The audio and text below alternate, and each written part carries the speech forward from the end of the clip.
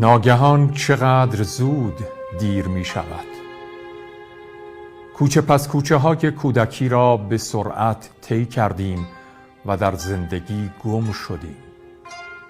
همه زیبایی ها رنگ باخت و در زمانه ای که زمین در حال گرم شدن است، قلب‌هایمان یخ زد. نگاهمان سرد شد و دستانمان خسته.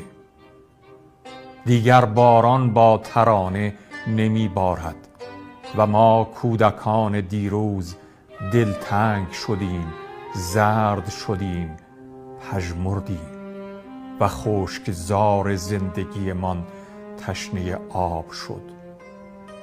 و سالهاست وقتی پشت سرمان را نگاه می کنیم، جز رد پایی از خاطرات خوش بچگی نمی‌یابیم و در ذهنمان جز همهمه زنگ تفریح طنین صدایی نیست. و امروز چقدر دلتنگ آن روزهایی و هرگز نفهمیدیم چرا برای بزرگ شدن این همه بیتاب بودیم. کاش میشد باز کوچک می شدیم، لااقل یک روز کودک می شدیم.